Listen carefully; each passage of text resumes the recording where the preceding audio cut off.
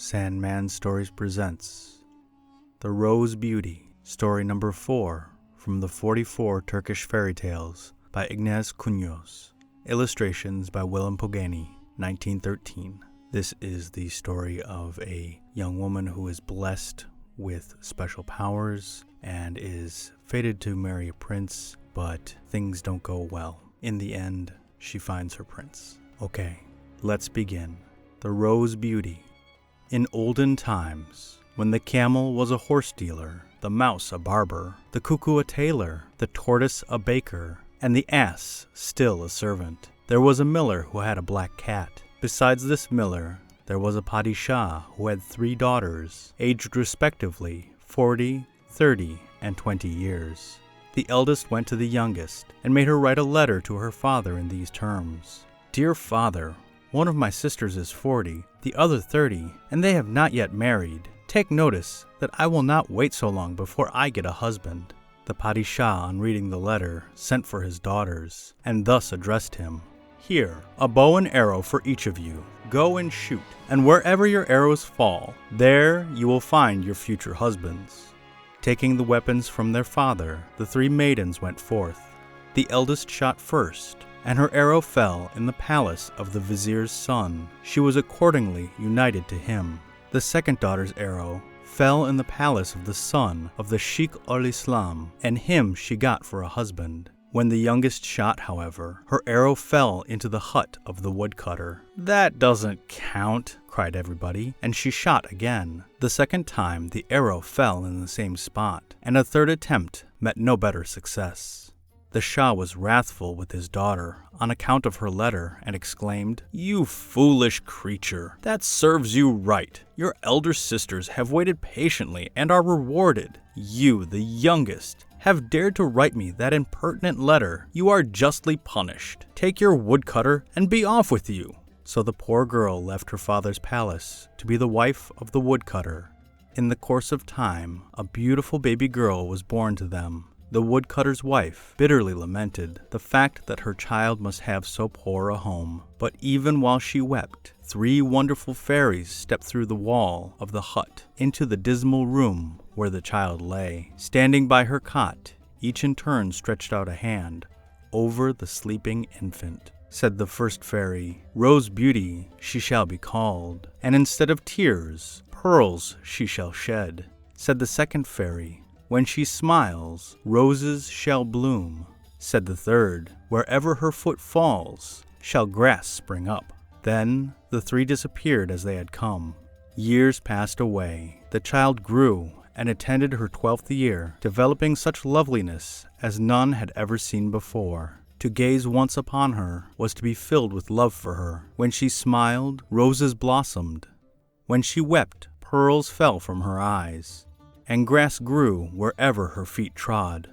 The fame of her beauty spread far and wide. The mother of a certain prince heard of Rose Beauty and resolved that this maiden and no other should become her son's bride. She called her son to her and told him that in the town was a maiden who smiled roses, wept pearls, and under whose feet grass grew. He must see her. The fairies had already shown the maid to the prince in a dream, and thus kindled in him the fire of love. But before his mother he was shy, and refused to seek the object of his passion. The sultana therefore insisted, and finally ordered a lady of the palace to accompany him on his quest.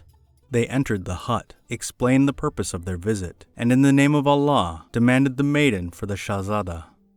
The poor people were overcome with joy at their good fortune. They promised their daughter, and commenced preparations for her departure.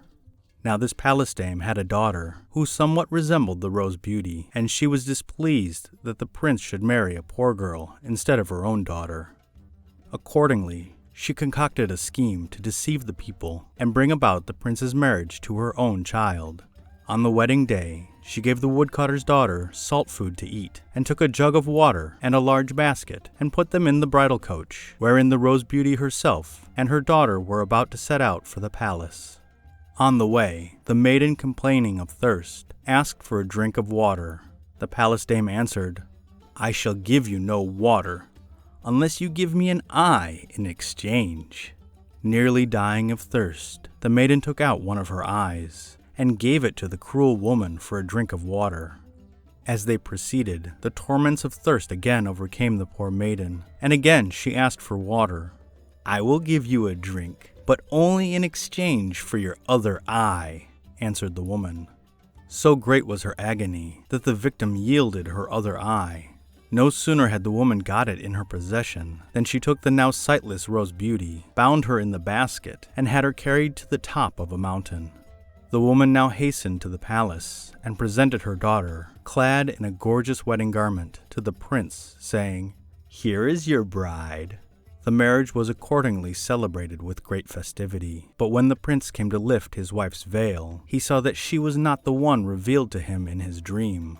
As, however, she resembled the dream bride somewhat, he held his peace. The prince knew that the maiden of his dream wept pearls, smiled roses, and that the grass grew under her feet. From this one, however, came neither pearls, roses, nor grass. He suspected more than ever that he had been deceived. But, "I will soon find out," he thought to himself, and spoke no word on the subject to anyone. Meanwhile, the poor Rose Beauty on the mountaintop wept and moaned, pearls rolling down her cheeks from her sightless eye sockets, until the basket in which she lay bound was filled to overflowing. A scavenger at work on the road heard the sounds of grief and cried out in fear, "Who is that? A spirit or a fairy?" The maiden answered, "Neither a spirit nor a fairy, but a human being like yourself." The scavenger, reassured, approached the basket, opened it, and saw the blind girl and the pearls she had shed. He took her home to his miserable hovel, and being alone in the world, adopted her as his own child. But the maiden constantly bemoaned the loss of her eyes, and as she was always weeping, the man now had nothing else to do but gather the pearls she shed and go out and sell them. Time rolled on. In the palace was merriment, in the scavenger's hovel, grief and pain. One day, as the Rose Beauty was sitting at the door, she smiled at some pleasant recollection, and forthwith a rose appeared. Said the maiden to the scavenger, "Father, here is a rose. Take it to the prince's palace, and say thou hast a rose of a rare kind to sell. When the palace dame appears, say it cannot be sold for money, but for a human eye." The man took the rose, went to the palace, and cried aloud, "A rose for sale, the only one of its kind in the world." Indeed, it was not the season for roses. The palace dame, hearing the scavenger's cry, resolved to buy the rose for her daughter, thinking that when the prince saw the flower in his wife's possession, his suspicions would be set at rest.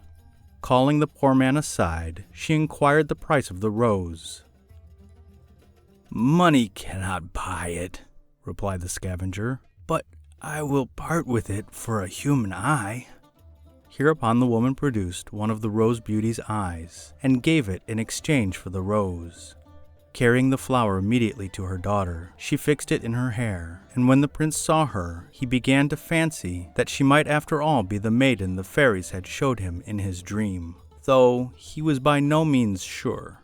He consoled himself with the thought that soon the matter would be cleared up. The old man took the eye and gave it to the Rose Beauty. Praising Allah, she fixed it in its place, and had the joy of being able to see quite well once more. In her newfound happiness, the maiden smiled so much that before long there were quite a number of roses. One of these she gave to the scavenger, that he might go with it to the palace and secure her remaining eye. Scarcely had he arrived at the palace than the woman saw him with the rose, and thought to herself, "All is coming right. The prince is already beginning to love my daughter. I will buy this other rose, and as his love strengthens, he will soon forget the woodcutter's child." She called the scavenger and demanded the rose, which the man said could only be sold on the same terms as the first. The woman willingly gave him the other eye, and hastened with the flower to her daughter, while the old man went home with his prize. The Rose Beauty, now in possession of both her eyes, was even lovelier than before, as now she smilingly took her walks abroad roses, and grass transformed the barren hillside into a veritable Eden. One day, while the maiden was walking in the neighborhood, the palace dame saw her and was dismayed. What would be her daughter's fate if the truth became known? She inquired for the scavenger's dwelling, hastened to him, and frightened the old man out of his wits by accusing him of harboring a witch. In his fright, he asked the woman what he should do.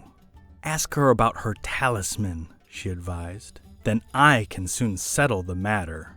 So when the girl came in, the first thing her foster father did was to ask her how it was that, being human, she could work such magic.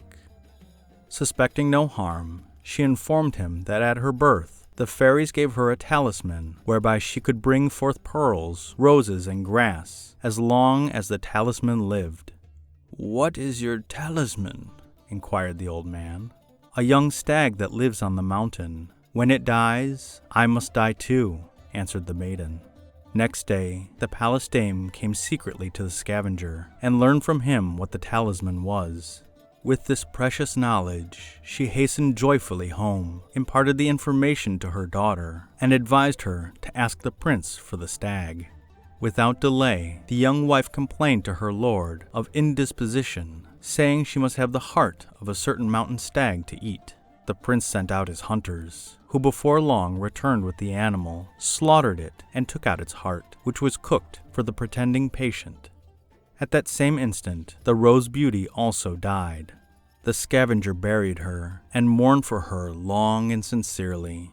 Now, in the stag's heart was a red coral that escaped observation, and when the prince's wife was eating, it fell to the floor and rolled under the stairs. A year later, there was born to the prince a daughter who wept pearls, smiled roses, and under whose tiny feet grass grew. When the prince saw that his child was a Rose Beauty, he easily persuaded himself that his wife was really the right one. But one night in a dream, the Rose Beauty appeared to him and said, "O prince, my own bridegroom, my soul is under the palace stairs, my body in the cemetery. Thy daughter is my daughter, my talisman the little coral."